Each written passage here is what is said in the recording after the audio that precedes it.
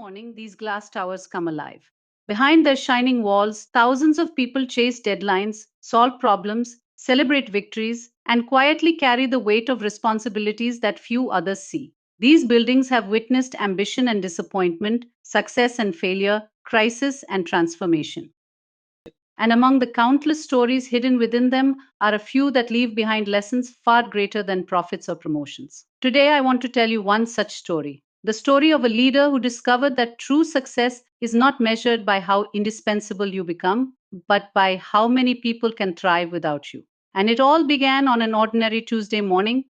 The email arrived on an ordinary Tuesday morning. Among hundreds of unread messages, one subject line made Devika Nair stop breathing for a moment. Invitation to deliver a TEDx keynote. For most people, it would have been a career milestone. For Devika, it felt like a question she wasn't sure she could answer, because the story people wanted to hear wasn't about success. It was about everything she had learned after success. A few weeks later, Devika stood backstage, waiting to walk toward the bright red circle. The audience couldn't see her, but she could see them. Students, entrepreneurs, young professionals, dreamers searching for answers. As the host announced her name, an unexpected memory surfaced, a memory from 20 years ago, the day everything began. At 31, Devika was ambitious, talented, and eager to prove herself. One morning, she was called into a boardroom where the future of a struggling project called Tech City was being debated. The massive technology park was behind schedule, over budget, and rapidly losing investor confidence. Most believed the project could still be rescued. Some believed it was already lost. Then came the surprise. Responsibility for the turnaround was handed to the youngest project leader in the room. Devika Nair, few people exchanged doubtful glances, but Devika asked no questions. She picked up the project file and accepted the challenge. Hours later, standing before the vast construction site, she saw unfinished structures, delayed work, and growing uncertainty. Others saw a problem. Devika saw an opportunity, and without realizing it, she had taken the first step toward the most important lesson of her. The moment Devika entered Tech City, she realized the problems ran deeper than missed deadlines. Departments blamed one another, decisions moved slowly. Workers waited for instructions. Frustration was everywhere. Instead of rushing into action, she spent days walking the site, listening and observing. Soon, one truth became clear. This wasn't just a construction problem, it was a leadership problem. Then she surprised everyone. Rather than working from headquarters, she moved into a temporary cabin on the construction site. She chose to work beside the people carrying the burden every day. And slowly, trust began to. Just as progress began to return, a nationwide steel shortage disrupted construction across the region. Deliveries stopped, schedules slipped, pressure mounted. Many accepted the delays as unavoidable.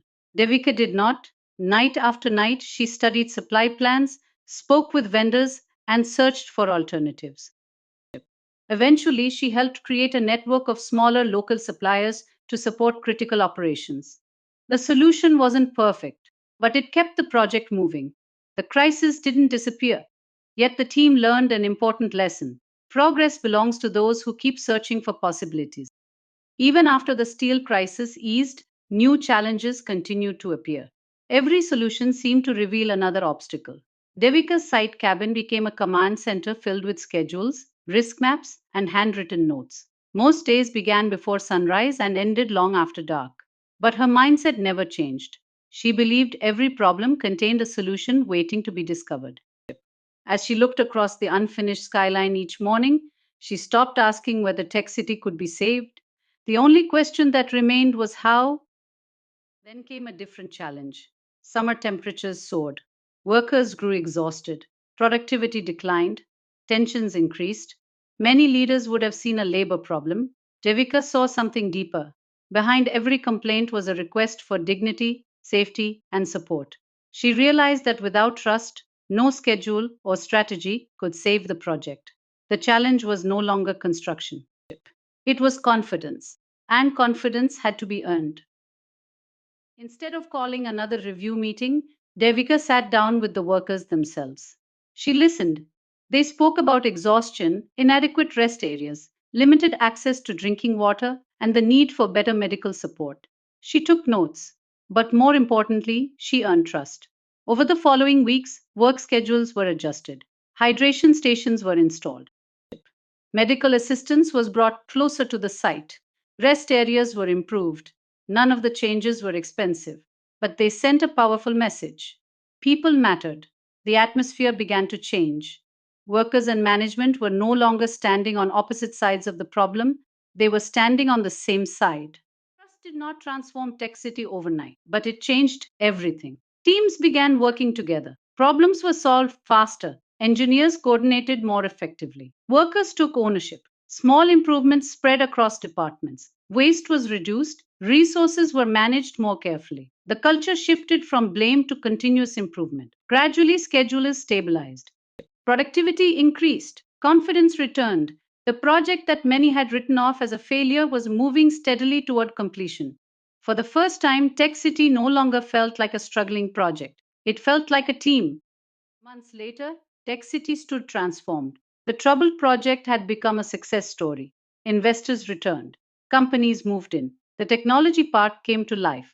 Across the organization, Tech City became an example of what determined people could achieve together. Recognition followed, promotions followed, new opportunities followed. Yet Devika remained proudest of one thing, not the buildings, not the awards, but the people. Because she had learned that projects may be built with concrete and steel, but success is built through people. Over the next decade, Devika's career flourished. Projects succeeded, her reputation grew. People trusted her judgment and increasingly relied upon her. At first, it felt rewarding. Managers sought her advice, teams wanted her approval. Important decisions found their way to her desk. But slowly, a different pattern emerged. Meetings waited for her. Managers hesitated without her approval. Decisions slowed because everyone depended on Devika. From the outside, it looked like influence, it looked like success.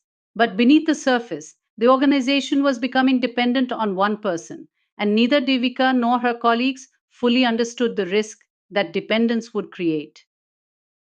One afternoon, her daughter Ananya stood on a school stage waiting for her mother's arrival. The seat reserved for Devika remained empty. A client emergency had delayed her. By the time she reached the auditorium, the event was over. Ananya smiled politely, but the disappointment in her eyes stayed with Devika far longer than any business crisis. That night, the house felt unusually quiet. The awards on the shelves looked impressive. The quarterly results looked impressive. But neither could answer a simple question: what was the price of being indispensable? A few weeks later, Devika traveled to Kerala to visit her aging mother. The city noise disappeared. The deadlines disappeared. For the first time in years, she slowed down. And in that silence, she began noticing things she had ignored for far too long. One evening, they walked through a small banana grove behind the family home. Rows of banana plants swayed gently in the warm breeze. Her mother stopped and smiled. Do you know why I love banana trees? Devika shook her head.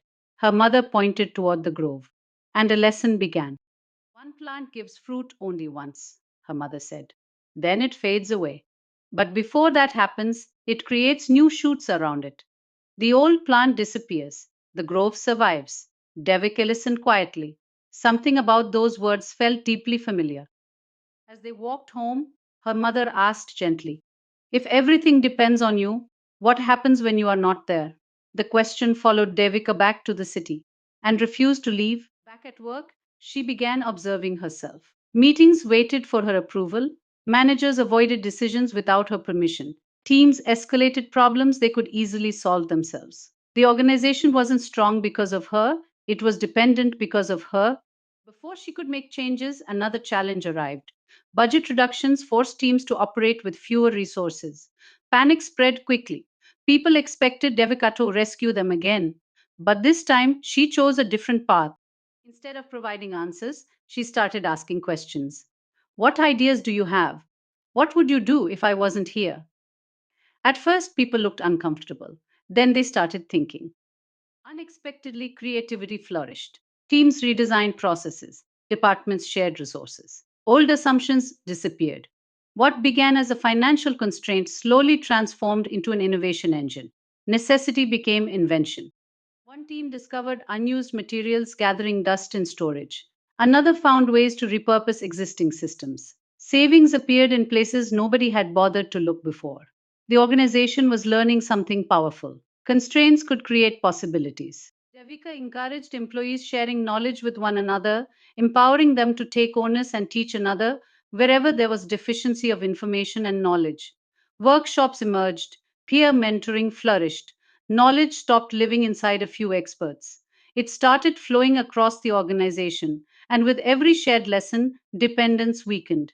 For the first time, Devika saw potential leaders everywhere, not just in senior positions, but in conference rooms, project sites, training sessions, and everyday conversations. The future was already growing around her. Determined to prepare the next generation, she launched the Shadow Leadership Program. Young managers would participate in major decisions, observe strategic discussions, and gradually learn responsibilities usually reserved for executives. Some doubted the idea. Devika did not. Among the participants, two names stood out: Rohan, thoughtful and analytical; Neha, confident and deeply empathetic. Both possessed talent, but more importantly, both possessed the courage to learn. Devika began assigning them increasingly important responsibilities. She resisted the urge to intervene, resisted the urge to correct every mistake, and resisted the urge to remain the hero. It wasn't easy, but leadership rarely is. Months passed. Rohan solved problems independently. Neha led critical initiatives successfully. The organization continued moving forward.